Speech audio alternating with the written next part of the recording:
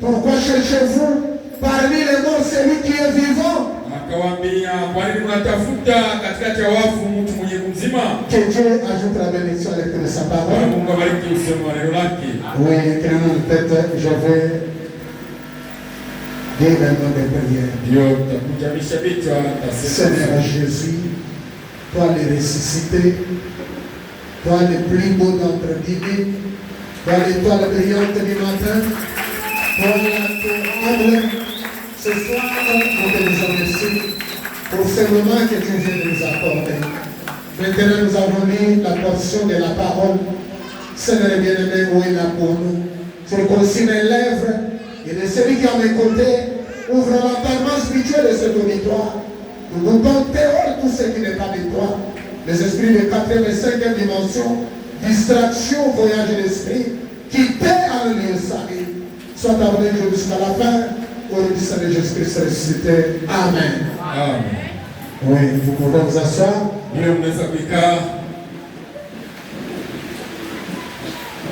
Voilà. On avait mal donné l'horaire, on pouvait même commencer même à 10 heures.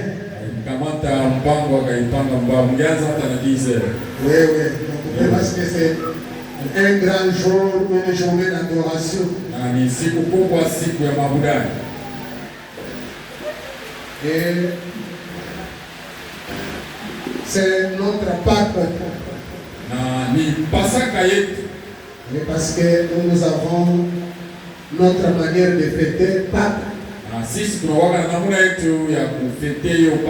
Et nous avons notre jour connu. Oui, nous allons ajouter une deuxième écriture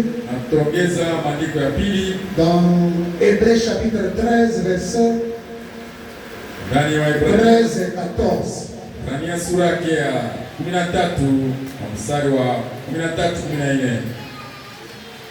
Sortons donc pour aller à lui. Hors du camp, emportant son opprobre. Car nous n'avons pas d'ici-bas de cité permanente. Mais nous cherchons celle qui est à venir. Que Dieu bénisse sa parole une fois de plus. Que Dieu bénisse la présence de l'homme de Dieu. Et que Dieu bénisse les visiteurs qui sont parmi nous. Et je pense que la pluie a empêché notre invité de venir communier avec nous. Et peut-être vous êtes surpris pourquoi nous sommes réunis aujourd'hui, le lundi.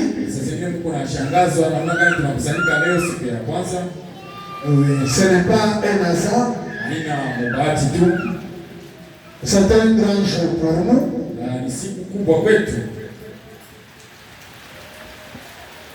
Le 6 avril. Le 6 avril. Et je pense aujourd'hui nous sommes le 6 avril, oui.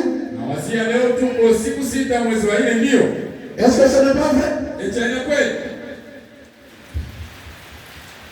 Mais je vous demande, oui. Est-ce qu'aujourd'hui nous sommes le 6 avril? Nous sommes le 6 avril, oui. On n'est pas le 6 mai. Ce n'est pas le 6 mars, mais nous sommes le 6 avril.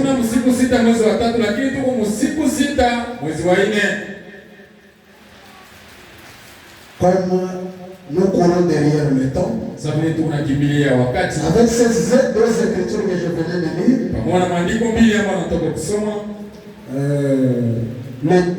la deuxième écriture ici,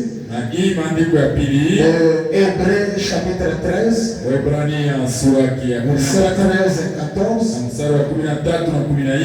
le prophète utilisait beaucoup cette écriture pour parler de l'histoire de sa vie. Ndugu Branham alikuwa anatumikisha maandiko zaidi juu ya kusema hadithi ya maisha yake. Et nous allons essayer de parler de l'histoire de la vie de Frère Branham. Na tutapima kusemea juu ya hadithi ya maisha ya ndugu Branham.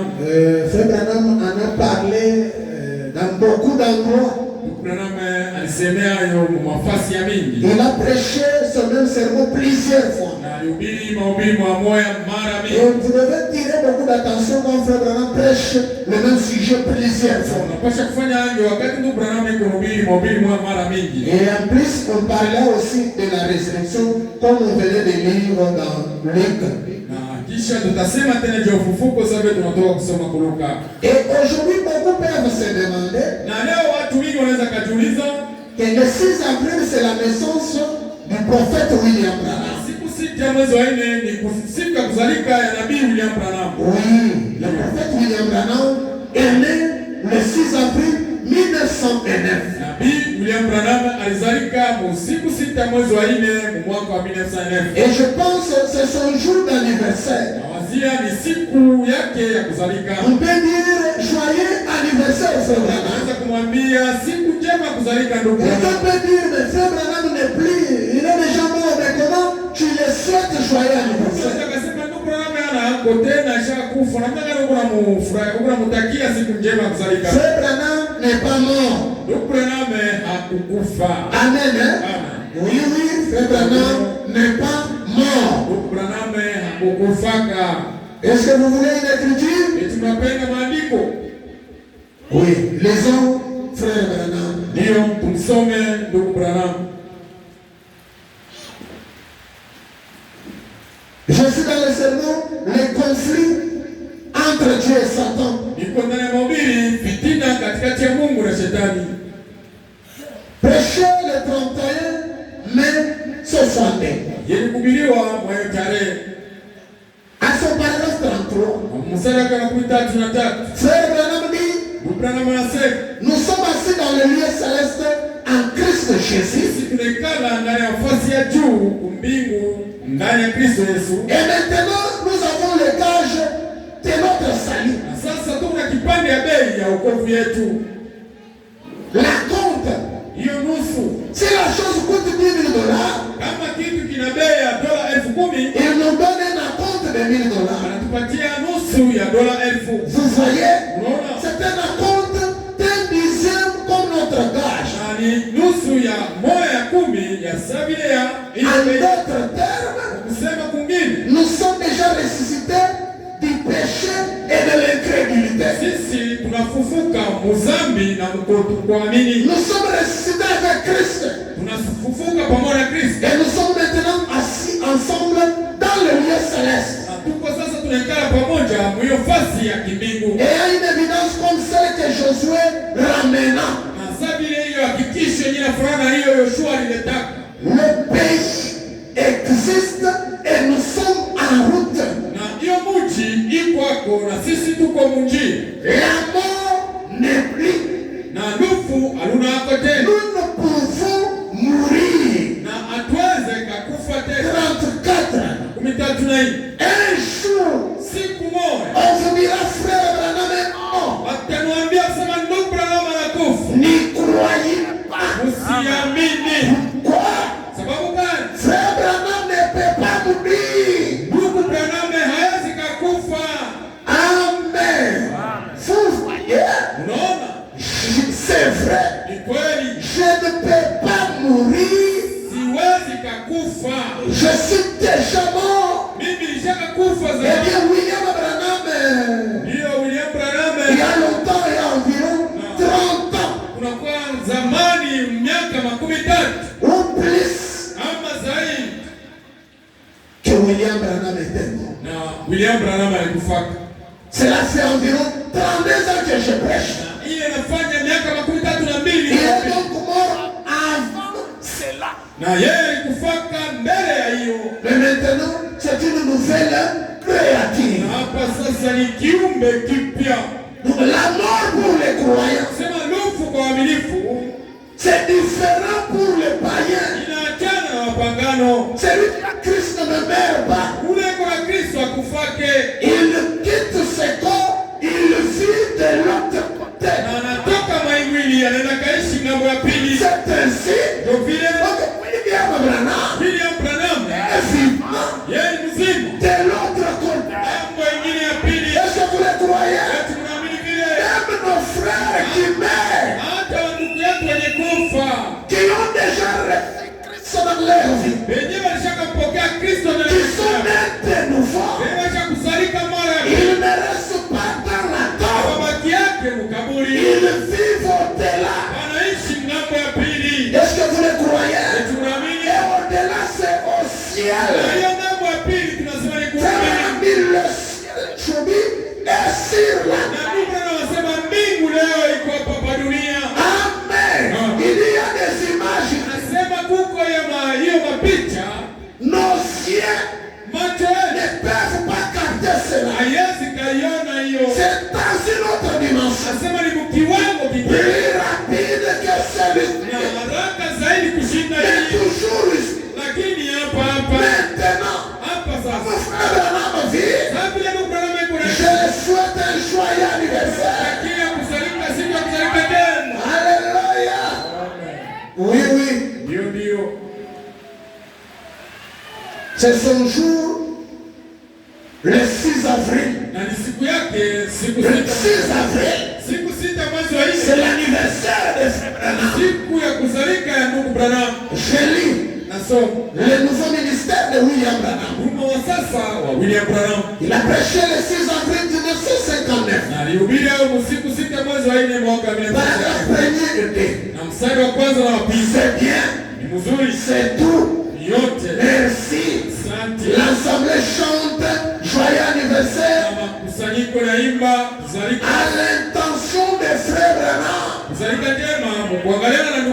Et un frère lui remet un cadeau. Il dit merci. On présente à frère Branham un tableau intitulé La seule tête de Christ. Pas l'ancienne tête, mais une nouvelle tête de Christ. Pendant son anniversaire, il dit merci beaucoup. Merci beaucoup. Et que le Seigneur vous bénisse. Tous mes remerciements. Amen. Donc, le 6 avril, c'est la naissance de William Branham. Ça, c'est le premier point. Est-ce que c'est à cause de cela qu'on est ici? Maintenant, à la naissance de frère Branham, il y a des événements qui se sont passés. C'est ça ce qui attire notre attention. C'est à cause de cela qu'on est ici. Si tu as du message, c'est jour, c'est un grand jour. Amen. C'est le jour où un grand jour s'est levé. Parce que hier les gens ont fêté Pâques. Ça c'est selon la calendrier romain. Et nous, si ce n'était pas, si hier leur Pâques ne tombait pas hier le dimanche, nous ne pouvions pas même adorer. Ça pouvait tomber samedi. Ça ne nous intéresse pas. Nous avons notre jour. C'est aujourd'hui. Parce que nous le faisons selon les Écritures. On ne fait pas Pâques pour les dénominations. Mais nous devons comprendre la signification de la Pâques que nous faisons. Le 6 avril, c'est la naissance du Messie. Et je vais un peu aller en bref. J'avais préparé beaucoup de choses, mais le temps ne va pas permettre. Le 6 avril, c'est la naissance du Messie. La naissance du roi. Et le 6 avril, c'est la Noël. Amen. C'est la Noël.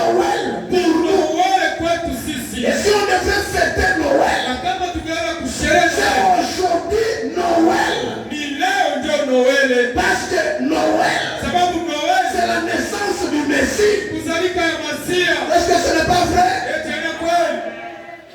Et les gens ont pris cette date-là, Na watu walibeba hiyo tarehe hiyo que vous connaissez, ambao mnajua du 25 décembre, ya siku ya 15 mwezi wa ils ont 12 collé à la naissance du Messie. kuunganisha kuzalika ya Ça veut dire que le roi Jésus-Christ Yesu Kristo ne pouvait pas naître au mois de décembre. angeweza kuzalika mwezi wa Parce que 16 c'est un agneau. sababu ni mwana kondoo. Les agneaux Ba kondoo ne naissent pas au mois de décembre. wazalikake ku mwezi wa 12 Parce que chez les orientaux, sababu kwa wale watu wa asubuhi au mois de décembre, mwezi wa 12 c'est l'hiver. inakuwaka kipwa. Il y a des neiges. Huko hiyo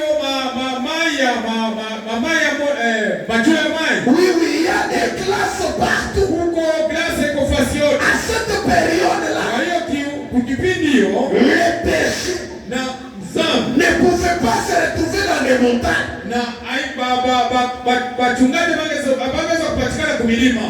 C'est contraire Inapinganishwa à la nature. na kumaumbile. Amen. Jésus Yesu est né alizalika en avril. mwezi wa 4. Au mois d'avril, Mwezi wa 4 c'est le printemps. ni wakati ya karibu na mavuno. Au printemps, Na wakati ya mavuno le soleil tunasema jua s'approche de la terre. iko natoka dunia. Si vous remarquez au printemps, Kama ukiangalia wakati ya mavuno il y a de nouvelles fleurs. unakuwaka hiyo maua ya Il y sasa, a une nouvelle vie. unakuwaka buzima wa sasa, C'est la Pâque. ni Pasaka. Amen. Amen. Est-ce que vous êtes là? Parce que Jésus, Ukisema à Yesu sa première venue, kuya yake mara ya kwanza, ça veut dire qu'il est né en avril. Biblia inasema alizalika ku mwezi wa 4 Parce que c'est un agneau. sababu ni mwana kondoo. Et les agneaux naissent en avril. Makondoo wanazalikaka mu mwezi wa 4. Est-ce que vous y êtes là? Tuko pale. Que Dieu vous bénisse. Mungu abariki. Brossons un petit tableau à la naissance de Jésus là-bas à Orient. Fanya ubao kidogo ya kuzalika ya Yesu kwa asubuhi. Comme étant le Messie. Sasa vile Masia. Et nous allons voir avec le prophète. Na tutaona pamoja na nabii. Est-ce que le 6 avril c'est la naissance de Messie? Eti siku 6 mwezi wa 4 ni kuzalika ya Masia. Lisons le prophète. Some nabii. Je suis dans le sermon. Il y a ici un homme qui peut allumer la lumière. Kwa ndani mhubiri, kuko hapa mtu anaweza kawacha tena nuru. Prêché le 29 décembre 63. Yeye kuhubiriwa mwayo tarehe. Paragraphe 92. Na mstari wa 93. Peu importe combien d'observatoires ou d'autres choses qui disaient à ces marches. Na hata namna gani ya wale waandishi na wenyewe kunaangalia mambo ya kisiasa walikuwa nasema na wamajusi. À la naissance de Jésus, Mkuzalika ya Yesu il y a eu des marches ulikuwa wamajusi qui sont allés wenye walienda pour adorer Jésus. sio kwenda kuabudu Yesu. Ils suivaient l'étoile. Walikuwa nafuata nyota. Amen. Amen. Eh bien, Nzuri. ils voyagèrent pendant 2 ans. Walitembea safari ya miaka 2. Ils traversèrent bien des pays. Walipita mamiti ya mingi. Et les gens disaient, Na watu walikuwa nasema, où allez-vous? huko nenda wapi? 94. Kumikela na hii. Nous avons vu son étoile en Orient. Na sisi tuliona hiyo nyota yake huko magharibi. Et nous allons pour l'adorer. Na tuko naenda tu tumwabudu. Et lorsqu'ils arrivèrent à Jérusalem, Na wakati walifika kwa Yerusalemu, au quartier général de dénomination, hiyo fasi ya makao ya madhehebu, les gens n'avaient pas la réponse. watu hawakuwa na majibu ya kuwapatia. Ils parcoururent les rues en criant, Wakaanza kwenda napita mabarabara na kulalamika, où est celui qui est le roi des Juifs? uko wapi huyo mfalme wa Yuda? Les gens ne savaient rien à ce sujet. Watu hawakuwa najua juu ya hiyo habari. Ils recoururent alors à la parole de Dieu pour les voir. Na bakarudia tena kuangalia na maandiko ya Mungu juu ya kuona. Ils avaient suivi l'étoile, Walifuata nyota sachant que mkujua kusema que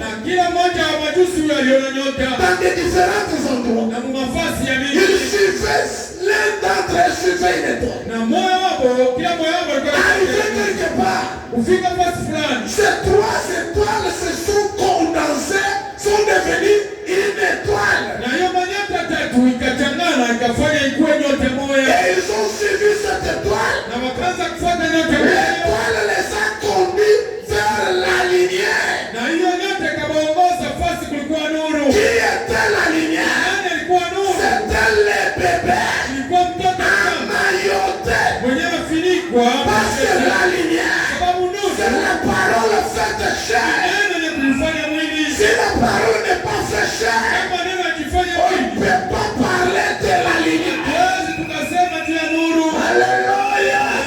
C'est pourquoi ce soir, Sababu lève-toi, sois éclairé par ta lumière. Un bébé, mais lumière. Comment ils l'ont découvert? Les étoiles les conduisaient vers la lumière. Retenez cela. Parce que quand on va passer en Occident, il n'y aura pas beaucoup de gymnastique. Vous allez sursauter. Parce que vous êtes les enfants de lumière. Amen, amen. Que Dieu vous bénisse. Je vous aime bien. Parce que Daniel a préféré vivre dans votre temps ici. Vous êtes les serrés. Alléluia. Voilà. Guide-nous vers ta lumière parfaite. C'est la parole qui vous conduit vers la lumière. Et c'est la lumière qui fait que la parole soit confirmée. Pour qu'on parle de la confirmation de la parole, il faut qu'il y ait un homme lumière. C'est lui qui va confirmer la parole. Amen. Frère Branham continue de dire. Ensuite, nous remarquons encore que la nuit en Orient, des mages, on les appelle d'une autre manière les astrologues, qui observaient la prophétie de Balaam. Une étoile s'élèverait de Jacob. Et ils pouvaient, ils attendaient que cette étoile s'élève. Les historiens nous racontent que les trois mages, ils étaient venus de trois régions différentes. Ils n'avaient pas suivi une seule étoile. Mais la tradition chrétienne les rapporte qu'ils avaient suivi trois étoiles différentes. Et quand ils se sont rencontrés à Bethléem, de Judée, tous les trois venant de l'Orient, se déplaçant à partir de trois endroits différents. Ils ne s'étaient jamais connus l'un avant leur rencontre. Ils se sont pris concertés. Et l'un était de descendance de Cam. L'autre des Sem, de Japhet. Les trois fils de Noé. Ces trois étoiles qu'ils avaient suivies se sont unis et ont formé une grande étoile qui s'est suspendue au-dessus de Christ. Jésus a dit, quand cet évangile sera prêché aux descendants de Cam, des Sem et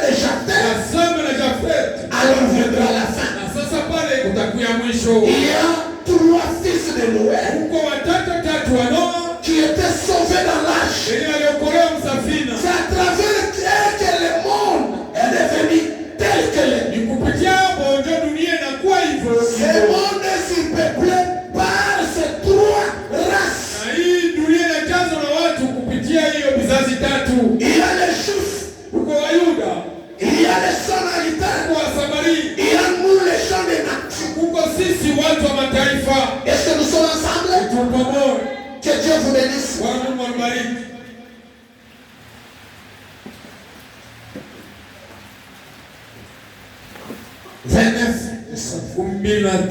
Très bien.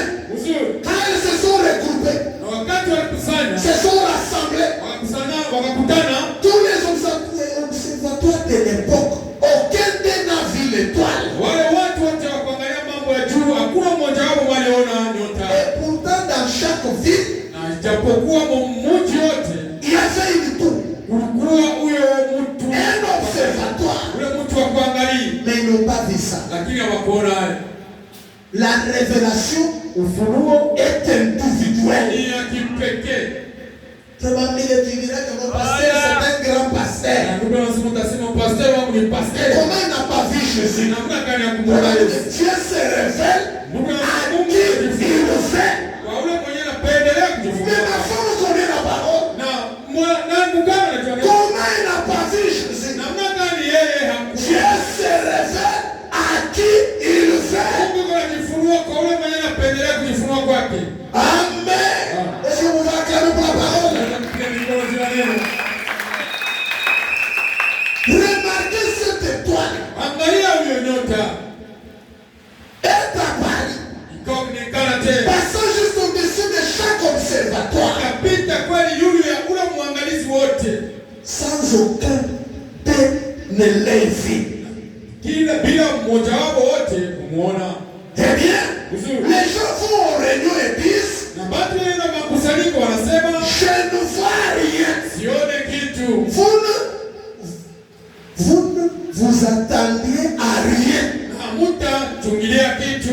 voilà la raison. Même ce soir, tu peux dire, le 6 avril, je pensais que on pouvait voir des spectacles. Je ne vois rien ici. Frère Branham dit, vous attendez à rien. Mais même ce soir, si vous attendez que Dieu vous visite, vous le verrez avant que vous sortiez.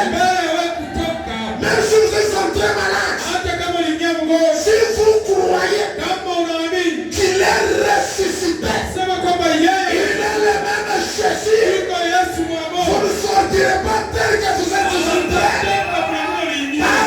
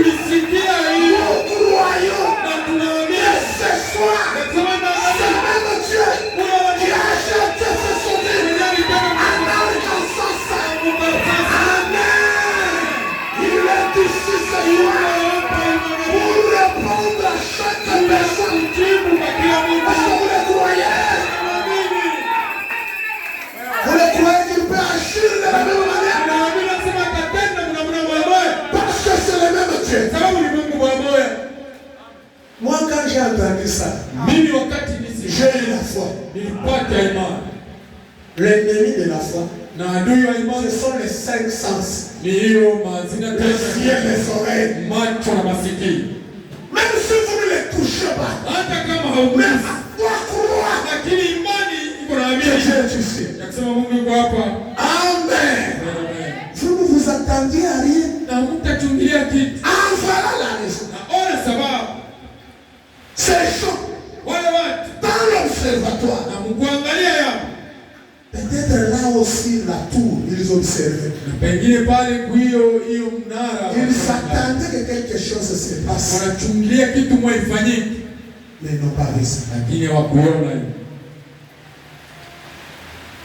Mais Lakini un bébé, mtoto mchanga roi, mfano était déjà né. alikuwa shakusalika. Bébé, Mtoto mais roi. lakini mfano. Je suis dans le sermon, le signe de la semence du temps de la fin. Niko ndani mobili alama ya mbegu ya wakati ya mwisho. Prêché le 19 mars au soir. Nilikudioma hiyo tarehe 127. 117. Il disait, Walikuwa na sema eh bien, nzuri les trois mages wale wa s'en allaient pour adorer ces rois qui devaient gouverner la terre. alikuwa anaenda kuabudu mfalme mwangipasha kutawala dunia. Un bébé roi.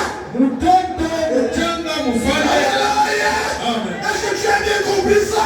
Tunasikia mzuri hiyo. Je suis en train de poser le fondement. Iko naweka Et msingi. quand on va tourner en Occident, Wakati tutageuka que tu kwa n'aies pas de difficulté. kuwe na magumu.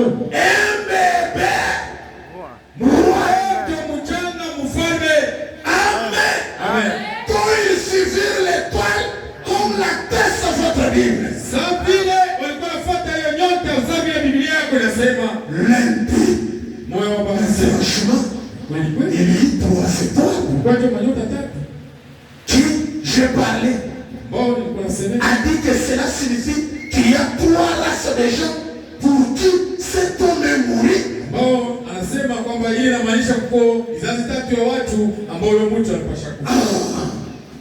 Les 3 seules races Hiyo qu'il y a, vizazi tatu ya dunia yenye iko ce sont les lignées de Cam, de Sem et de Japheth. hiyo vizazi ya Kama, ya Sem na Jafeti. Et quand son évangile sera prêché aux lignées de Cam, Sem et Japheth, Wakati injili yake itahubiriwa katikati ya Kama na Jafeti, ils se rassembleront hapo dans patakusanyika, son évangile. wataungana mwinjili yake. Alors aura lieu le retour. Na sasa pale kutakuwa kurudi tena. C'est très bien. Ni mzuri zaidi. 128. S'il veut croire cela, Kama wanapenda kuamini 3 est le nombre de la perfection. tatu ni hesabu ya ukamilifu. Mais pour moi, Na kwangu mimi, que représente ces 3? na hiyo tatu inaonyesha nini? Que croyons-nous? Na iko na tunaamini nini? C'était les 3 de la perfection, montrant que la Trinité de Dieu, Père, Fils, Saint-Esprit, Ilikuwa tatu ya ukamilifu ikionyesha utatu wa Mungu Baba s'il manifestait dans un homme. ikaonekanisha ndani ya mtu Est-ce que mmoja. vous y êtes là?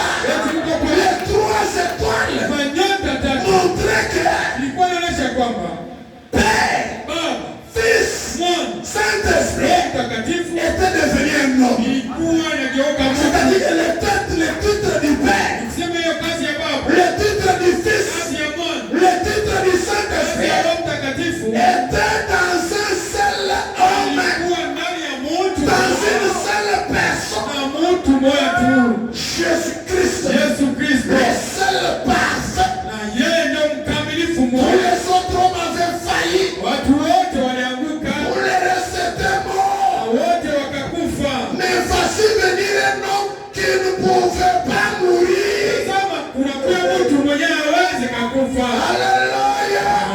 Un homme qui ne peut pas. mtu mwenyewe hawezi, Je ne peux pas mourir. mimi siwezi kakufa. Un jour on vous dira. Na siku wataniambia, Alléluia. amen. Que Dieu vous bénisse. Mungu awabariki. La perfection. Ukamilifu En effet, na kisha même la mort hata rufu ne pouvait pas le tuer. haingeweza kumuua. Il ressuscita. Yeye alifufuka. Est-ce que ce n'est pas vrai? Eti ni kweli, Est-ce que c'est la vérité? eti ni kweli.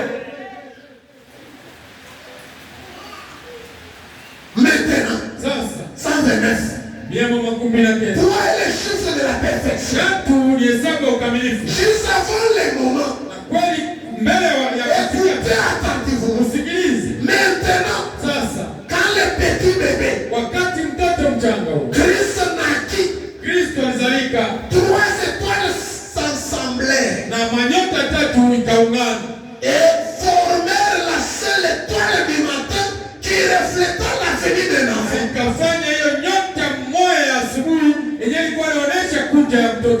Christ, un être parfait, Jésus, à sa première venue, il est né. Comment on l'a reconnu? Il a eu les étoiles. Il y avait les gens, les contemplateurs d'étoiles. Je n'ai pas les temps, on fait même dire qu'à cette époque-là, ils n'avaient pas de montre. Ils avaient un cercle solaire pendant les jours. Il est de savoir qu'il est 3 heures, il est 9 heures. Mais la nuit, il observait les étoiles. Est-ce que nous sommes ensemble? Et ils ont vu des étoiles particulières. Ils ont suivi cette étoile. Ces étoiles les ont conduits vers la lignée. La lignée là, c'était le bébé Jésus. Bébé roi. Maintenant, aujourd'hui, nous voyons la même chose. C'est ça le 6 avril.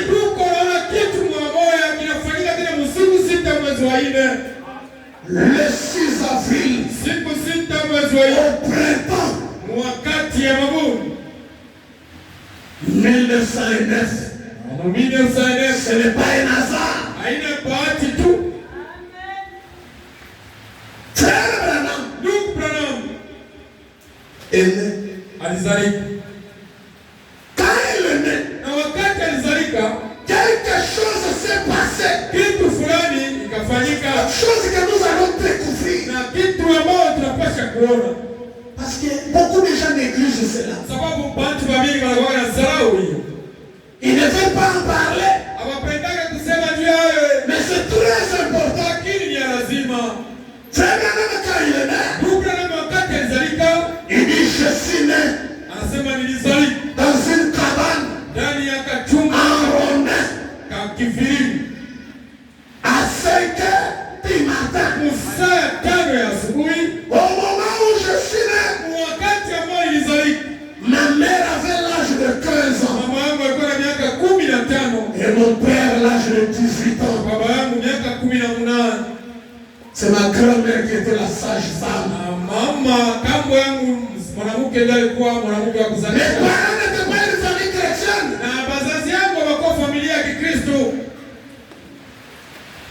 Quand je suis né,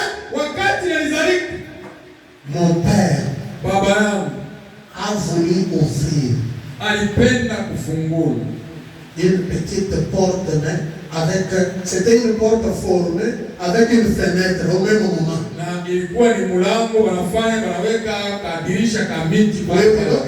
On peut garder la porte fermée, mais on bouge, ça devient comme une fenêtre.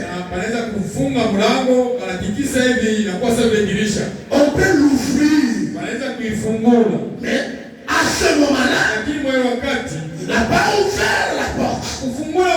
Parce qu'il faisait encore l'obscur. Il ouvra la fenêtre.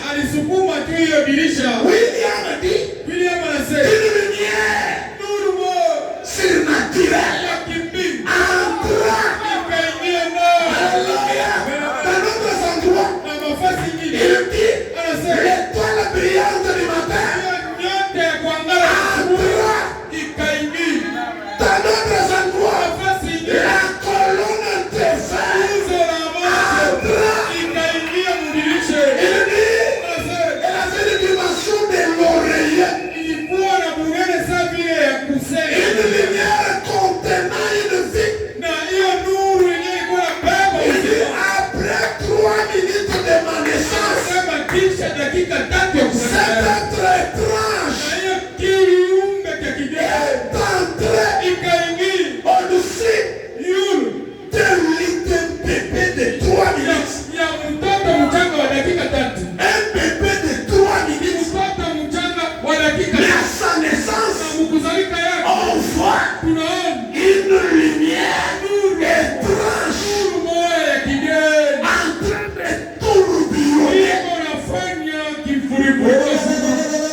Alléluia.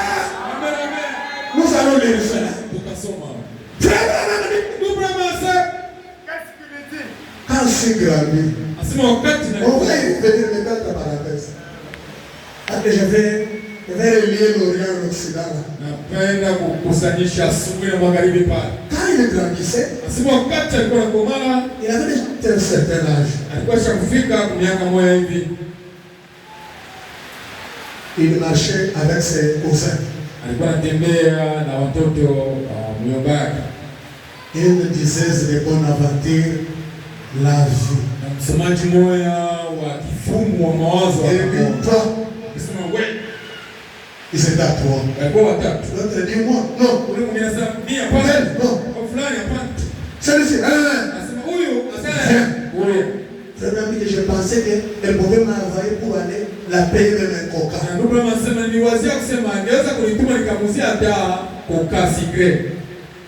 Quand Frère Branham arrive, elle demande à Frère Branham, sais-tu que tu es né sous un signe? Amen. Frère Branham a dit, je suis parti. Je n'ai pas répondu. Amen. Frère Branham est folie. Un jour maintenant il est en voyage. Amen. Dans le bus. En train de partir. Il va croiser une femme. Cette femme-là, c'est une astrologue de la Maison Blanche en Amérique. L'astrologue, d'une autre manière, c'est un mage. Amen. Lisons son témoignage. Je suis dans le sermon, comment l'ange fait vers moi et sa commission du 17 janvier 55 184. Écoutez le débat, j'ai coupé un peu au milieu entre Frère Branham et cette mage-là. 184-185. Elle a dit, eh bien, elle a cité 2 ou 3. 3 étoiles. Disons Mars, Jupiter et Vénus. Ce n'était pas celle-là. Cette femme-là s'est trompée. C'est Branham qui n'avait pas de ministre. Mais elle a dit, elles se sont croisées. Elles se sont alignées. Elles ont formé. Elle a dit, 3 mages sont venus voir le Seigneur Jésus. L'un de la lignée de Cam, l'autre de la lignée de Sam, et l'autre de Japhet. Elle a dit, quand ils se sont rencontrés à Bethléem, les 3 étoiles tout, ils étaient. Chaque personne sur la terre a-t-elle dit a quelque chose à voir avec ces étoiles? Elle a dit, demandez à ces marins-là. Quand la lune se retire, que la planète céleste se retire, si la marée ne baisse pas, elle ne monte pas en fonction de cela.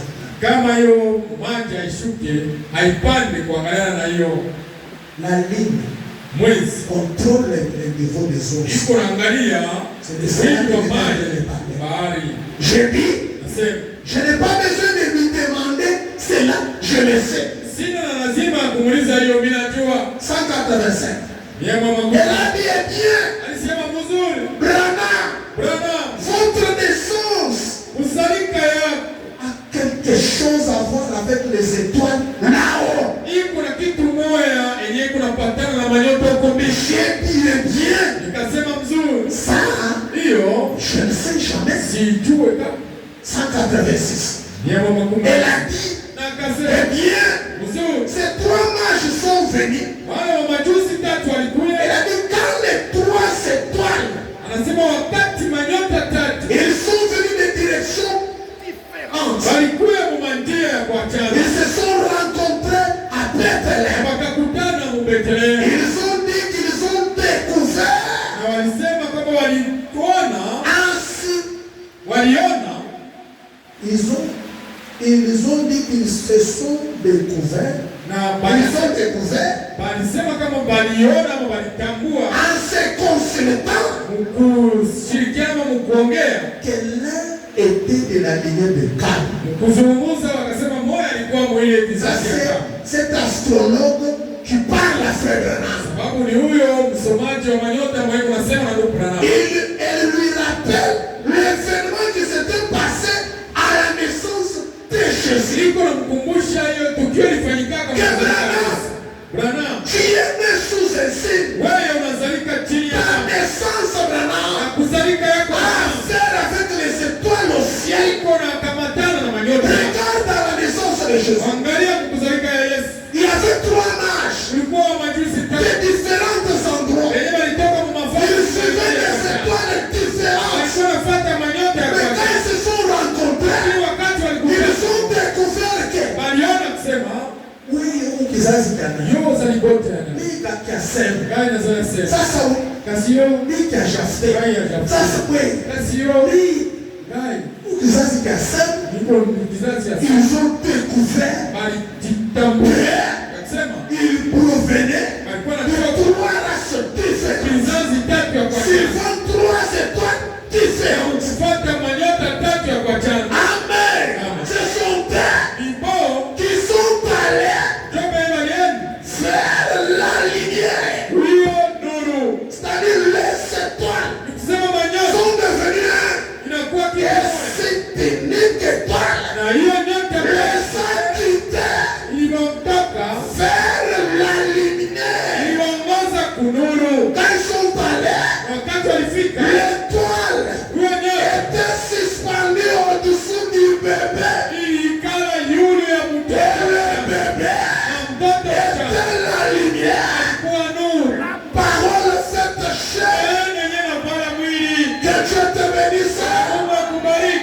Joyeux Noël. Alors, elle a dit, alors ils sont venus adorer le Seigneur Jésus-Christ. Elle a dit, en parlant à tel type, ils les avaient apporté des présents qu'ils lui ont offerts.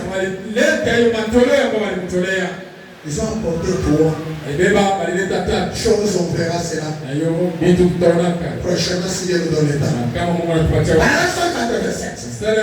Écoutez, c'est là où il y a les problèmes. La femme continue. Qui était cette femme? Mage. Astrologue. Alléluia. Qu'est-ce qu'elle avait vu? Elle a vu une lumière sur William Branham. Alléluia. Les mages, cette femme-là n'a pas parlé à d'autres personnes. Cette femme ici avait même donné la date fixe. Si vous lisez toujours dans les mêmes sermons, vous recommencez là. Et elle dit William Branham, tu es né le 6 avril. Et à ta naissance, planètes se sont croisées. Elle a dit, Jésus-Christ a dit, au cours de son ministère, que lorsque cet évangile aura été prêché au monde entier, au peuple de Cam, des Sem, des Japheth.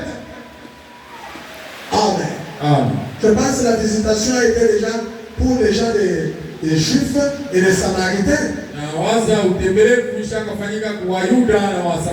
Et aujourd'hui, c'était nous. Est-ce que nous sommes ensemble? Alors il reviendra. Et elle a dit, oh, ces planètes célestes, comme elles se déplacent, elle a dit, elles ne se sont séparées. Elles se sont séparées depuis. Elles n'ont jamais été comme ça sur la terre. Amen. Depuis que ces planètes étaient séparées, ces étoiles étaient séparées, elles ne se sont jamais encore alignées comme elles sont maintenant. Et n'oubliez pas que quand les planètes s'alignent, c'est un signe qui prouve que le Messie est sur la terre. Alléluia. Est-ce que tu peux dire amen à cela? Si les planètes s'alignent, le Messie est sur la terre. Depuis elles n'ont jamais été comme ça sur la terre. Assez comme ça chez Branham. Mais a-t-elle dit tout le temps, des centaines d'années, elle passe sur l'orbite, le signe des autres. Comme ceci, si il y a un astronome ici, vous comprenez peut-être de quoi elle parlait. Pas moi. Amen. Alors, pendant elle a dit, elle se croise comme ça. Elle a dit, en commémoration du plus grand don qui ait jamais été fait à l'humanité. Est-ce que le Père entend la main? Quand Dieu a donné son fils, quand ces planètes se croisent de nouveau, a-t-il dit, il envoie un autre don à la terre. Comme le 6 avril, nous avons reçu un don pour l'humanité. Comme celui que les Juifs et les Samaritains avaient reçu. Qu'est-ce qu'ils avaient reçu? Ils ont reçu sous forme d'un homme. C'était le Messie. Alléluia. Ils ont été consolés et visités. D'une autre manière, le 6 avril, c'est la consolation qui est venue pour nous. Le 6 avril, c'est la visitation pour nous aujourd'hui. Alléluia. Le 6 avril, ce n'est pas une date simple. Je vais ouvrir une parenthèse. Le 6 avril, si Dieu n'était pas descendu, ce monde devait retourner aux atomes et aux molécules. Parce que pendant cette période-là, en 1909, vous prenez jusqu'en 1945, il y avait une deuxième guerre mondiale.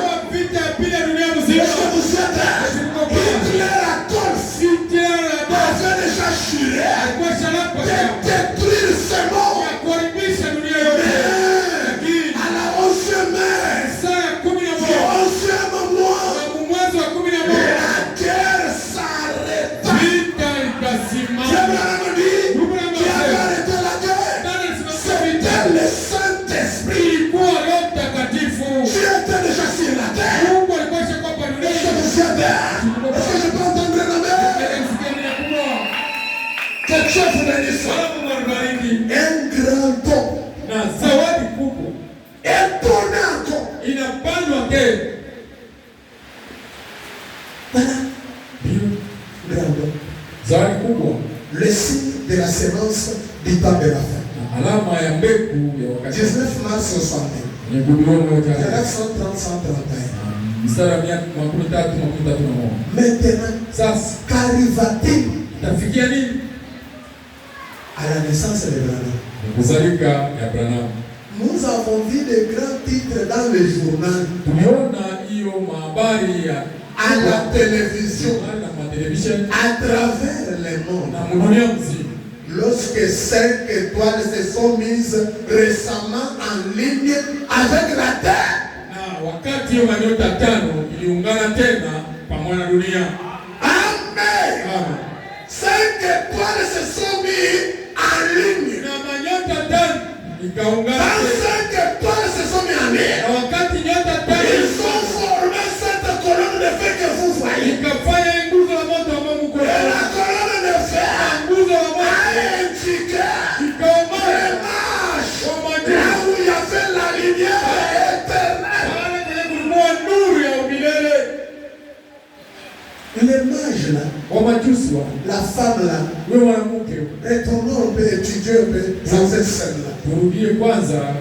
La femme là, pendant que ces étoiles descendaient, se sont alignés, sont descendus à la cabane. Elle était à l'observatoire. Elle a vu cette lumière. C'est pourquoi elle avait même maintenu la date. Elle dit cela s'est fait le 6 avril. Maintenant un jour, elle fit cette lumière. Ces étoiles-là alignées au-dessus d'un jeune homme. Alléluia. Voilà l'identification. Amen, amen. Quand elle a vu cette lumière, elle a dit à Branham, sais-tu qu'il y a une lumière qui te suit? Alléluia.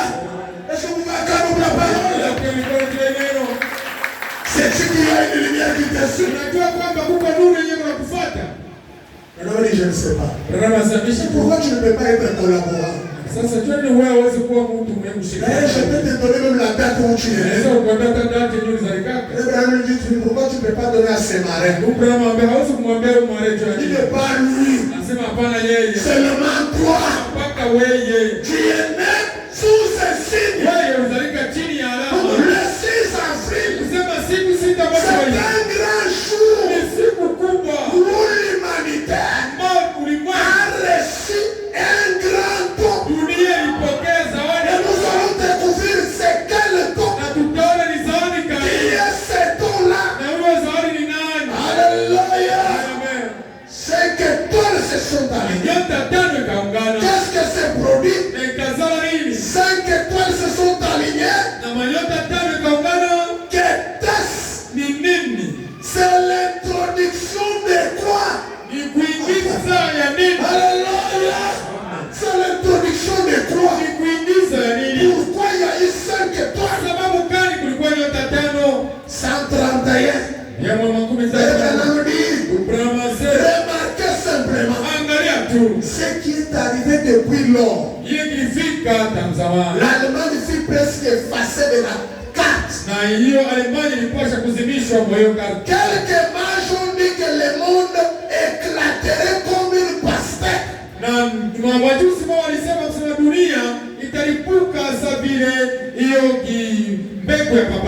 Toutes les choses engoissantes qui avaient été prophétisées par eux pour les derniers jours. Il y a eu des tremblements de terre. Beaucoup de choses. Pendant 132. Qu'est-il arrivé? Le 6 avril. Une église enfant. Une église enfant.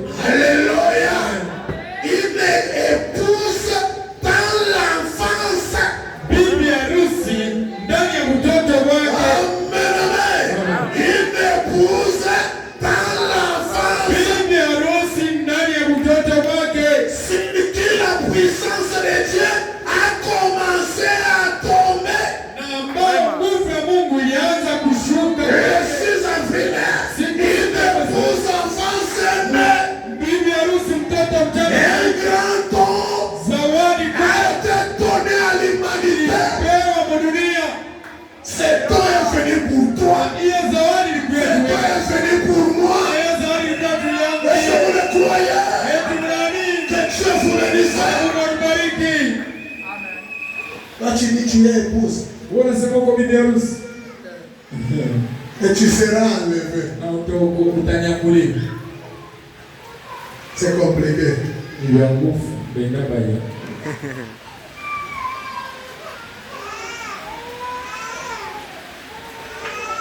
Frère, continuer à dire. C'est que la puissance a tombé. Elle prend forme. Une épouse pour cet époux. Ces 3 étoiles signifiaient la perfection du Père, Fils, Saint-Esprit. De la Trinité devenant un parmi nous sur la terre. Est-ce que vous y êtes là? Quand les 3 étoiles se sont alignées,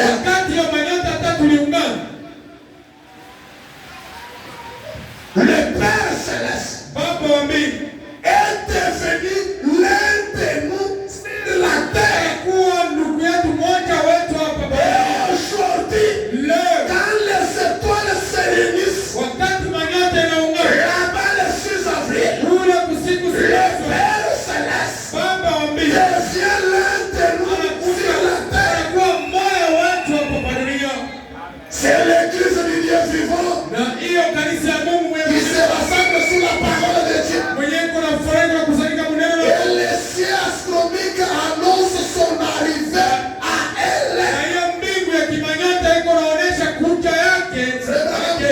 Amen. Il dit vous pourriez ne pas croire cela. Mais c'est quand même la parole. Oui, messieurs. C'est pourquoi toi ce soir, tu es en train de douter ça. C'est quand même la parole que tu refuses ou pas. C'est la parole. Qu'est-ce qui se passe?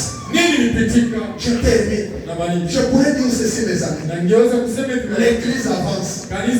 Dieu va avoir une église sans tache ni qui est prédestinée.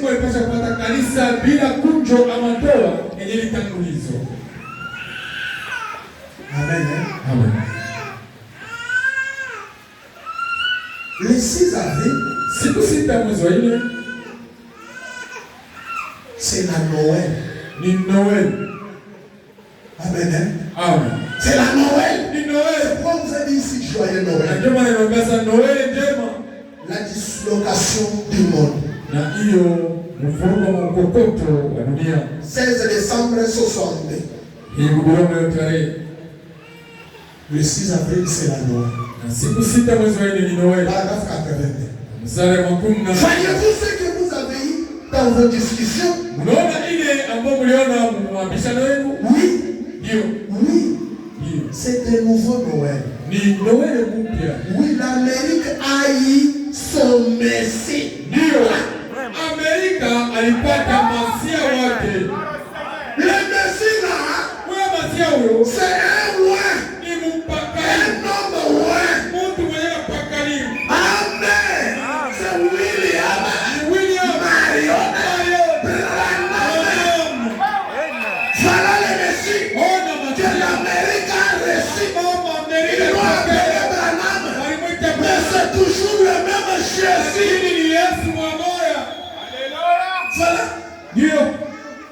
L'Amérique a reçu son Messie. Mais ils l'ont appelé seulement Branham, un Américain, nom de Kentucky. Parce que le mot Messie veut dire un roi. C'est lui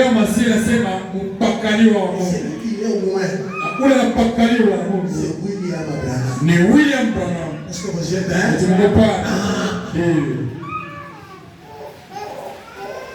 L'Amérique a reçu son Messie. Quand les voix fait, voyez ce qu'il va faire de vous.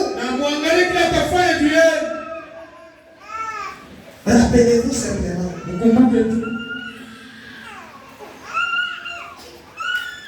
Et quand le Messie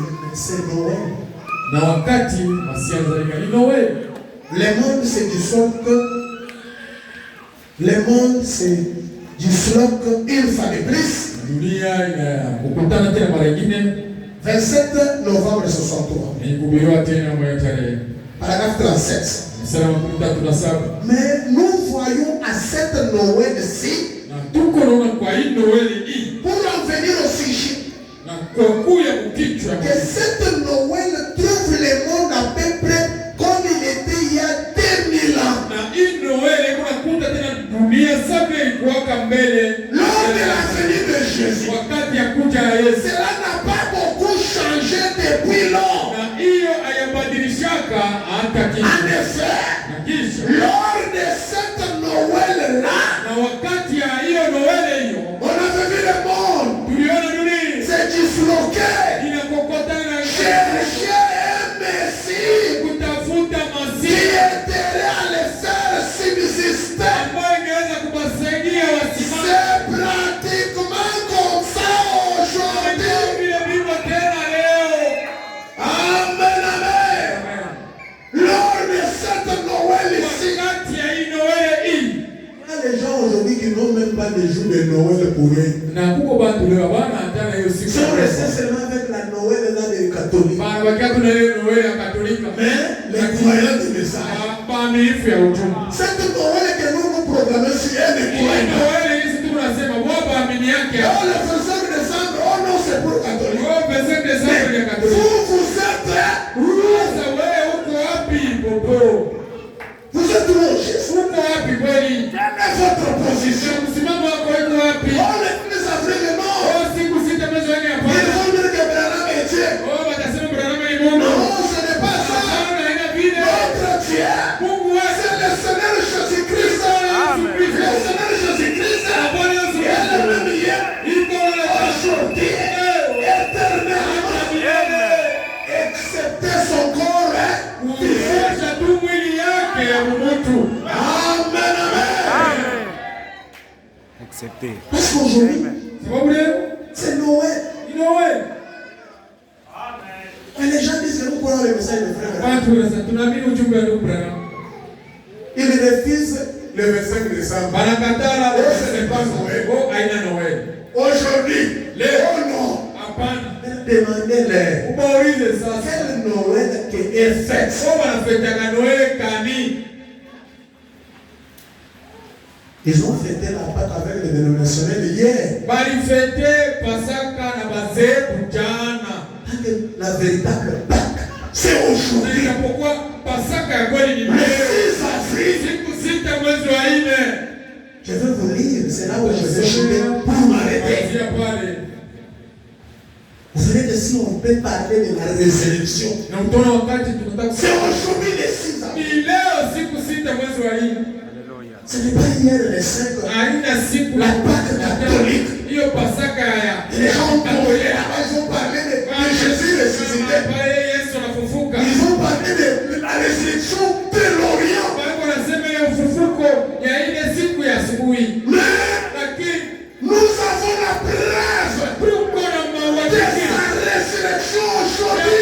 ufufuko wake tena leo. Si on peut parler de la résurrection, Kama tunaweza on kusema parle de la résurrection d'aujourd'hui. tunasema ndio ufufuko ya leo. Parce que notre Jésus Sababu Yesu n'est pas mort. Il est ressuscité. alishafufuka.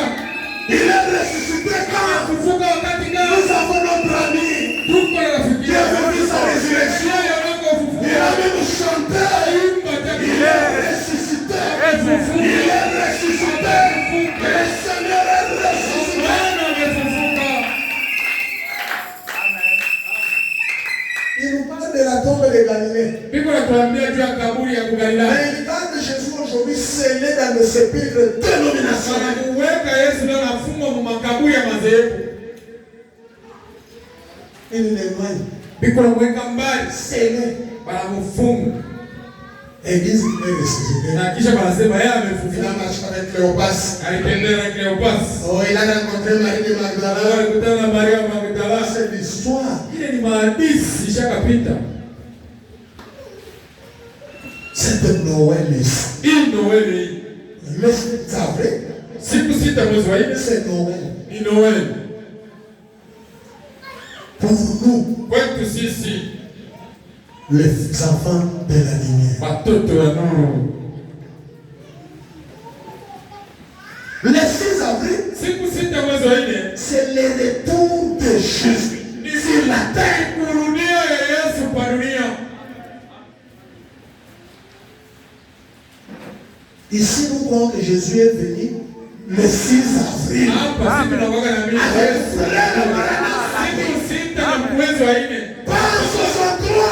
Haina mwaka 63. Non. Hapana.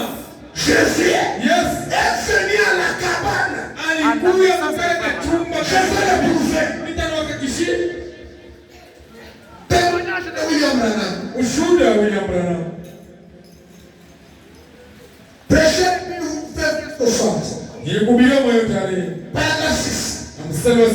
Ma famille n'était pas religieuse. Na familia yangu haikuwa ya Nous kidini. sommes d'origine irlandaise. Sisi tuko penye banatoka kwa Irlande. Nous étions donc des souches catholiques. Sisi tulikuwa tunaabudu Sabile Mkatoliki. Mais mon père et ma mère Baba yangu na mama yangu ne fréquentaient aucune église. hapakuwa niliaka hata mkanisa moja. Je suis né là dans une cabane de montagne. Bali mimi nilizalika kule kanyumba kamiti na kumilima. Les montagnes de Kentucky. Hiyo milima ya Kentucky. Nous étions très pauvres. Tulikuwa kwa maskini zaidi. Et le matin de ma naissance, Na asubuhi ya kuzalika c'est yangu. ce que ma mère me raconte. Tena vile mama yangu alikuwa Elle anifasiria. a ouvert une petite porte Alifungula kale kadirisha kidogo. sans vitre. Haikuwa na hiyo makarasi. C'était juste comme une fenêtre. Ilikuwa inafanana vile Bien kadirisha que c'est une porte. ambayo ilikuwa yeye yenyewe. Elle l'a ouverte. Alifungula hayo. C'est mon père qui l'a ouverte. Ni baba yangu ndiye alifungulaka hayo. Pour qu'elle puisse me voir. Ili apate kuliona wakati j'étais. nilikuwa. Il m'a placé dans les bras de ma mère. Akaniweka kwa mikono ya mama yangu. Le matin. Ilikuwa asubuhi mapema. C'était tôt le matin. Ilikuwa asubuhi mapema. Oh Seigneur, merci. Vers 5 heures. Ilikuwa msengere asubuhi. Le soleil ne s'était pas encore levé. Jua ilikuwa haianza kuangaza. Alors lorsqu'ils ont ouvert la fenêtre, Na sasa wakati walifungula kale kadirisha, une lumière en forme, ile nuru muhani comme un seau, sa vile muhani ou plutôt comme un oreiller. sa vile kusenge tunalokaka kichwa. C'était une lumière un peu grande. Ilikuwa hiyo nuru ilikuwa Comme un oreiller. munene saya Est entré ikaingia par la fenêtre. hiyo dirisha Et s'est tenu au-dessous du petit lit où j'étais né. na ikaenda kuikala mkale ka kitanda kaloka ambao ilizalikiwa. C'est la photo qu'on a à Washington DC.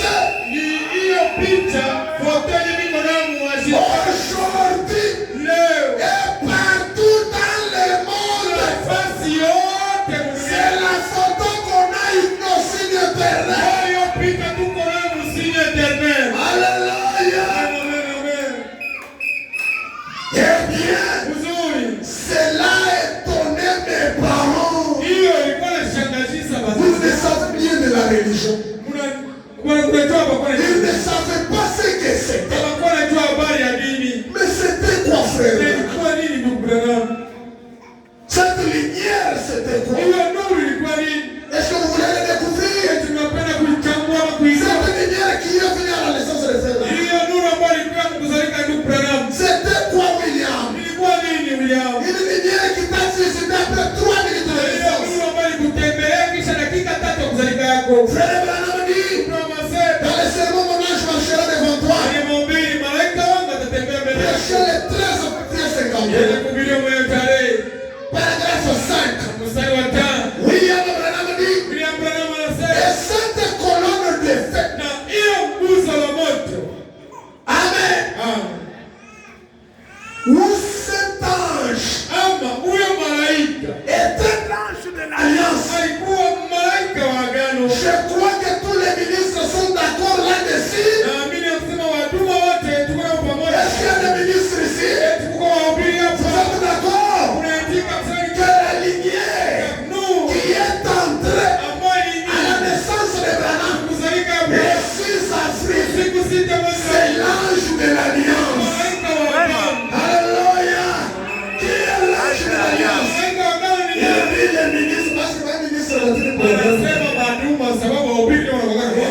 qu'ils sont d'accord. Sema eti wanaitika kweli. S'il y a les gens problématiques, ça sont les Kama ministres. watu kuna mambo. Les ministres ne disent pas amen à la parole. Wanaitika amena muneno mara mingi. Donc, ils ne disent pas amen à n'importe quoi. Hawaitika amena mtu chochote. Est-ce que les ministres, vous êtes d'accord? Anasema eti maombi. Tuko na wewe. C'est l'ange de l'alliance. Si malaika wa Mungu. Est-ce que vous êtes d'accord là-dessus? Que c'était l'ange de l'alliance. Comme vous êtes d'accord, si cette lignée qui est entrée sur la fenêtre, les 6 Afriques, 1909, c'est la colonne de fer. Donc, c'est l'ange de l'alliance. Vous êtes d'accord là-dessus? Si c'est l'ange de l'alliance, alors c'était le Seigneur Jésus. Alléluia.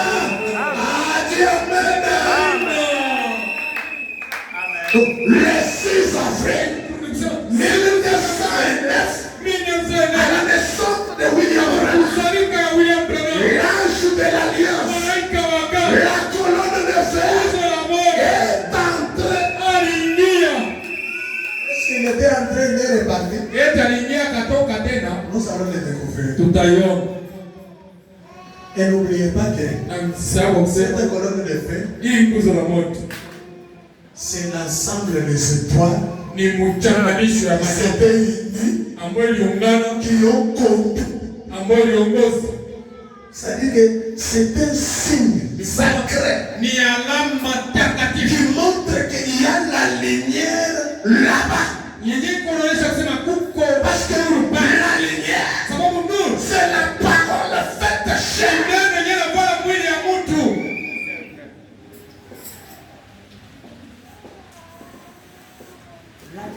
C'est un homme. Maintenant, comment on va reconnaître cette lumière un homme? Il doit avoir un signe sacré. Alléluia. Quelqu'un vous bénisse. Si c'était l'ange de l'alliance, alors c'était le Seigneur Jésus-Christ. C'était Dieu, le Saint-Esprit. Car Moïse a choisi de porter l'opprobre de Christ. Il a gardé cela comme une richesse plus grande que les trésors de l'Égypte. Si c'est cette même colonne de fer qui a conduit Sariel, c'est celle qui est venue aujourd'hui. Elle va faire la même chose. C'est pourquoi ce soir, laisse-moi te dire ceci.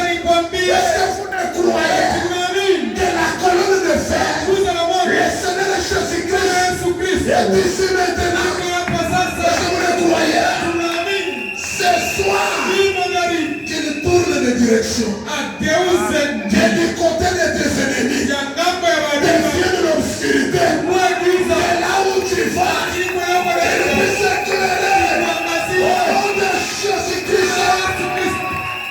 S'il avait englouti les Égyptiens, s'il avait englouti les Égyptiens, qu'il puisse engloutir tous tes ennemis. Est-ce que vous le croyez? Il peut faire la même chose. S'il les a fait nourrir, il les a fait nourrir. Il pourvoyait leurs besoins. Il guérissait toutes leurs maladies. Qu'il guérisse vos maladies. Qu'il pourvoie vos besoins. Qu'il donne tout ce que vous avez besoin. Amen. La colonne de fer est venue à la naissance de frère Branham. C'était le Seigneur Jésus-Christ. Branham dit dans le sermon l'expectative. Prêché le 5 avril 1950. Paragraphe 57. Que tout le monde soit respectueux. Et maintenant, il peut y avoir des étrangers qui n'ont pas encore entendu parler comment l'Esprit de Dieu qui m'a donné ce ministère opère.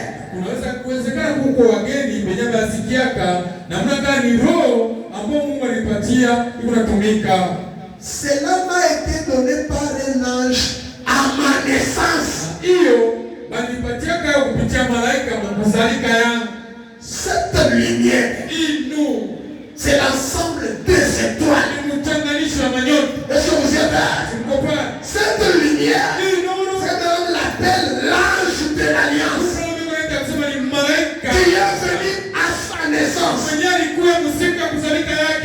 Il dit cela s'est manifesté il y a 3 ans. Cela m'a toujours suivi. Cela me faisait savoir que cela était proche.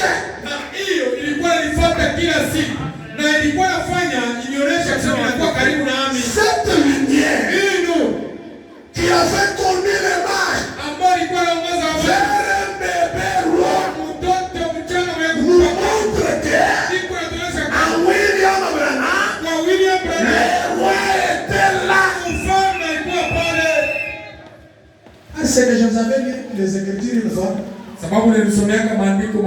Si vous lisez la question-réponse sur la Genèse, frère Nanami, quand un enfant est conçu, il y a beaucoup des Écritures. Cet enfant-là n'a pas la vie. Même quand les médecins disent que l'enfant, on a congé. Il dit ce sont les muscles qui se contractent. Maintenant, quand la grossesse atteint la maturité, il y a un corps céleste qui attend. Ce corps céleste-là contient une vie. Et c'est cette vie-là, quand le corps est né, cette vie-là entre dans les corps. Cette vie qui entre là n'a jamais commencé. C'est une vie qui a existé avant même que le monde soit créé. Si cette vie-là avait été séduite là au ciel, au moment où Satan voulait qu'on l'adopte, il avait entraîné une grande partie de ses poches. Il est descendu avec. Si cette fille-là a été séduite, la personne là, donc là où cette fille-là a habité, même s'il est gros, géant, il ne croira pas là-bas. Il sera toujours séduit. Mais si une étoile qui vient, un corps céleste qui attend, s'il contient une vie qui n'était pas séduit, c'est un élu. Cette personne-là, malgré, même si aujourd'hui il vit dans la prostitution, c'est un élu. Quand son temps va arriver, il va croire. C'est que nous ne sommes pas sauvés aujourd'hui. Nous avons été sauvés dès avant la fondation du monde.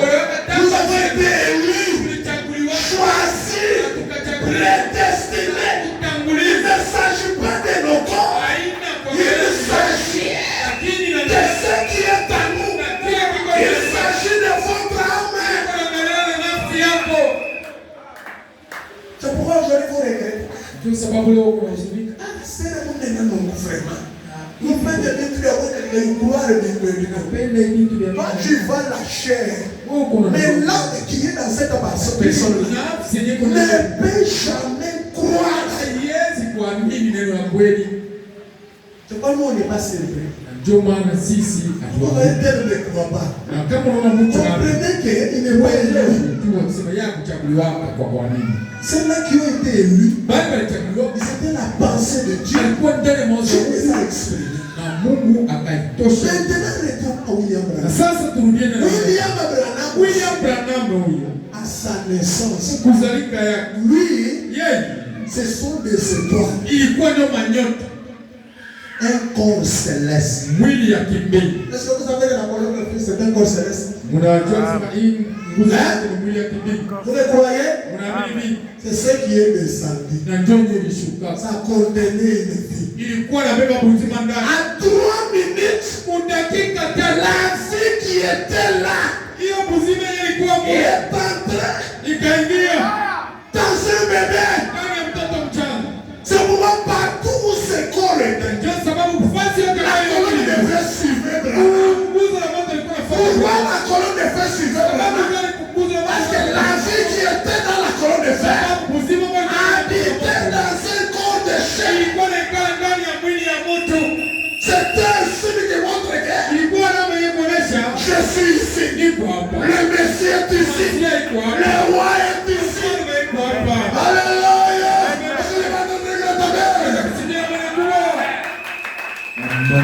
C'est pourquoi cette colonne de fer, cela m'a suivi depuis mon enfance. Même toi là, il y a un corps qui attend là. Ce corps a une durée. Dès que la durée de ce corps termine, cette âme là, c'est la reconnaissance.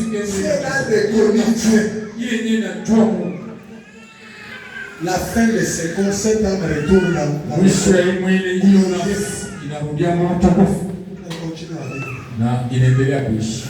C'est comme ça que ça se passe. Lisez les questions de pensée de la Genèse au début, là, vous allez comprendre. La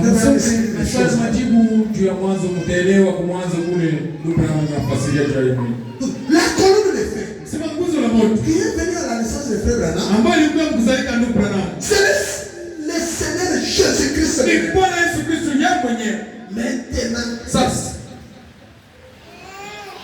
le 6 avril pour terminer, c'est notre Pâques. C'est le jour de notre Pâques.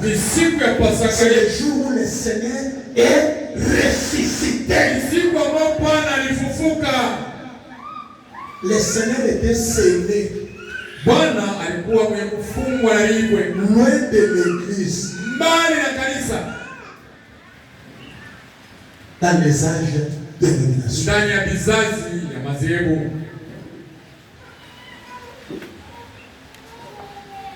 Vous pensez que l'oiseau qui a chanté là, il a fait l'erreur? Écoutez. Frère Branham dit,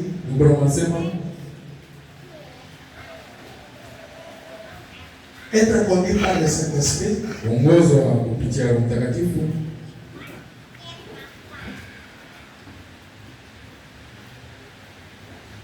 ça parle de la même chose, on saute un peu pour gagner le temps.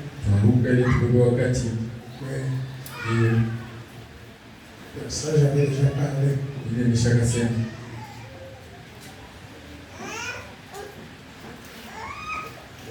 Le 6 avril, c'est la résurrection.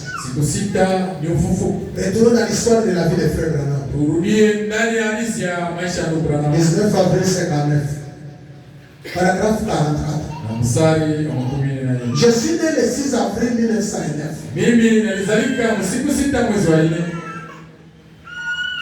Évidemment, il y avait un rouge-gorge péché tout près d'un petit buisson. Vous en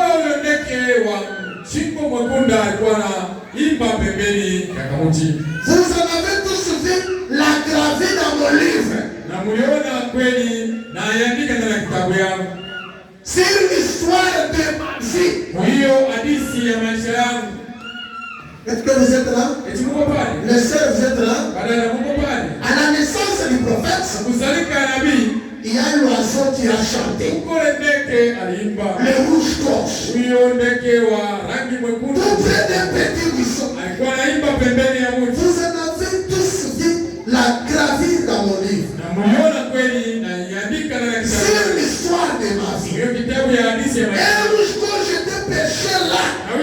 wa Kilari Mwekundu alikuwa anakaa pale. Il chantait en pleine confiance. Alikuwa anaimba na sauti kubwa. Que disait les rouges? Alikuwa anasema nini? C'est de même dit 45. J'ai toujours aimé les rouges-gorges. Na Mungu anasema mimi napendaka kila siku. Les garçons, vous qui suivez à la radio, wewe unafuata mure. ne tirez pas sur mes soissons. Uwe hiyo mandeke yako. Même qui pour avoir des soissons? Uko nani uko na mandeke yako? Même c'est ça même ma radio. Na Abrahamu anasema jota radio yangu. Lisez dans les esprits sanitaires. Usome kwa hiyo maroje. Paragraphe 155. Mstari wa 15 na 5. Il dit c'est ma radio. Anasema ni radio yangu. Des fois quand je vais en Brousse, Mara mingi wakati nenda je laisse allumer ma radio. kushaka na washa radio. Les rouges-gorges. Maruju Pas seulement les rouges-gorges. haina tu maruju. Même les rossignols. Hata ule Chantez pour Branham. alikuwa anaimba juu ya Branham. Alléluia. Que Dieu vous bénisse. C'est ma radio. Ni radio yangu. Les soissons, Mandeke. les rouges-gorges. Ne tirez pas sur les autres. Siwe mandeke yangu. Avez-vous déjà entendu la légende du rouge-gorge? Unashaka sikia hiyo mlio ya hiyo rouge gorge? Comment sa poitrine était devenue rouge? Na hiyo namna gani Kilari yake iligeuka na kuwa mwekundu? Avez-vous déjà entendu la légende? Mshaka sikia habari yake? Frère Branham dit un jour le roi des rois était mourant sur la croix. Abraham anasema siku mwa mfalme wa falme alikuwa anakufa kwa msalaba. Il souffrait. Alikuwa anateseka. Personne ne voulait s'approcher de lui. Kuna mtu alikuwa anapendelea kumsogelea. Il n'avait personne pour l'aider. Na kukuwa na mtu wa kumsaidia. Mais il y avait un petit oiseau près qui voulait arracher les clous de la croix. Lakini kulikuwa kale ndege kingekuwa napenda kutosha misumari msalaba. Rouge-gorge. Rouge gorge. Kale kandeke. Kandege wana. Bakilari balikuwa mwekundu njwani. Makila na tolo ezalaki rouge neli. Frère Branham anasema huko mtu moja anajikana. Na ndio Abraham anambia zana mtu kwa komaka ya. Anasema hata kandeke. Ni kandege huyo. Pale Yesu alikuwa kwa msalaba. Tangu Yesu azalaki ni kuruhusu. Hakukuwa mtu wa kumsaidia. Mungu azalaki ya kusaidia. Kaenda kwa msalaba. Kindaki na kuruhusu. Ndio nafaa kutosha. Azuri jitepo Ile msumari. Abimisa atenjo Njoo pale dewana Kilari kimuyaka mwekundu. tolo na hii baluka ikoma rouge. Alifika kusaidia na Yesu. Ngaki asali sangolo Yesu. Bwana Yesu kwa msalaba alikufata. Kwa Yesu mfanya kuruhusu. Rouge alijuaka Bwana Yesu alikuwa nani? Na ndio yake bakatina Yesu azalaka nani pona yeye. Il était trop petit Alikuwa kidogo pour arracher. kwa kukokota. Sa petite poitrine est devenue toute rouge. Gari yake yote ikageuka na kwa Tacheté du sang. kapata alama. Frère dit ne tirez pas sur lui. Na ndugu anasema mshiu Laissez-le tranquille. acha yokimya. Amen. Amen. Maintenant, Sasa après 2000 ans, kisha miaka 1000 après 1900, kisha miaka 100 enfin 1909, fika mu 1909 le matin, asubuhi on n'a pas vu les corbeaux. hapakuona Ce kibogo. n'était pas l'aigle. Haikuwa Mais tayari. on a vu les rouges-gorges. Waliona rouge gold. Alléluia. Amen, amen. C'est le lever du soleil. Ni kuamka kwa jua. Paragraphe 5 Mstari wa 5 et 6. na 6. Frère Branham dit, je lis le paragraphe 6. Abraham anasema Ce matin, ile asubuhi à 5 heures, usenge mon petit rouge-gorge huyo rouge gold est venu jusqu'à ma fenêtre. alikuya hadi mu dirisha yangu. Il m'a réveillé. Akanilamusha. On dirait que son petit cœur allait éclater en chantant. Inaonekana sasa vile moyo wake alitaka kupasuka na kuimba. Il est ressuscité. Amefufuka. Alléluia. Amen. Il est ressuscité. Amefufuka. J'ai toujours pensé ce petit oiseau Na waziaka kila siku juu ya kale ndege kadogo. est mon ami Ni rafiki yangu. parce que je l'aime. Sababu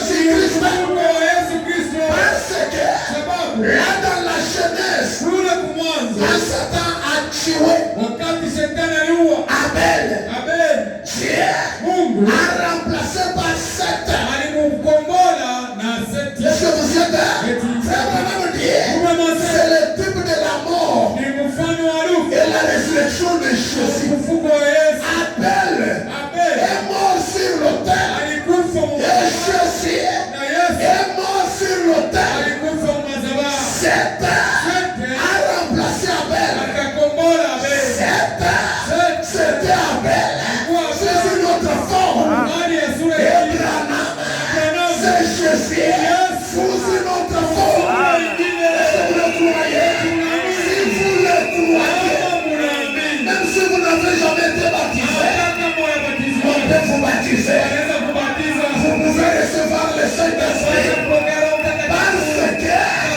c'est lui Christ. Même les gens qu'on baptise aujourd'hui, est-ce qu'on leur montre de Jésus aujourd'hui? Jésus ressuscité sous forme de grenade. Est-ce que vous allez baptiser 100 personnes? Les gens font des bruits de dire, moi j'ai baptisé 200. Tu les as présentés qui? Voyez la divinité. Voyez la divinité. La divinité aujourd'hui est où? La divinité aujourd'hui est entrée en grenade. Quelqu'un croit qu'on peut les baptiser. Parce que c'est comme ça que Pierre a prêché. Il a dit la divinité était dans l'homme de Dieu. Aujourd'hui la divinité a marché à Jeffersonville. Branham dit de la même manière qu'il a marché en Galilée. C'est de cette manière qu'il a marché à Jeffersonville. Les mêmes chers. Est-ce que vous croyez cela? Est-ce que vous le croyez? Le 6 avril, c'est la venue du Seigneur Jésus-Christ. C'est la naissance d'un agneau. Les agneaux naissent en avril. La naissance du roi, on chante. Là-bas, les anges ont chanté. Ici, les rouges gorges ont chanté. Amen, amen. Et quand l'agneau s'est lavé, la colombe peut descendre. Est-ce que vous êtes prêts? Vous croyez que la colombe c'est la colombe des fêtes? Je suis en train de terminer. Je vis derrière les chrétiens. La colombe, c'est la colombe des fêtes. C'est-à-dire, si il y a la colombe de feu, et si la tête, c'est-à-dire que c'est sur l'agneau. Est-ce que ce n'est pas ça? Est-ce que la colombe peut descendre sur le loup? C'est-à-dire que nous avons affaire à un agneau. Et si vous vous retrouvez dans la condition où vous avez la colombe de l'agneau, qu'est-ce que cela produit? Est-ce que vous croyez que la colombe et l'agneau se sont unis? Est-ce que vous le croyez? Il est un agneau parce qu'il a la nature de l'agneau. L'agneau et la colombe pour te le 5 août 60, paragraphe 48. Quelle confirmation va un agneau et une colombe s'unir? Le ciel et la terre est unis. Ciel et l'homme unis. Alléluia. Et là, le péché du monde a été effacé. Quand Dieu et l'homme s'unissent, le péché du monde est tout mal, toute mort, toutes les peines, toutes les maladies ont été ôtées. Quand l'agneau et la colombe s'étaient unis, et dans ce temps de la fin, nous voyons la colombe et l'agneau s'y est. Plus question de mort. Le pardon est possible. La délivrance dans sa totalité. Vous avez la guérison. Vous avez la délivrance. Soyez prospères.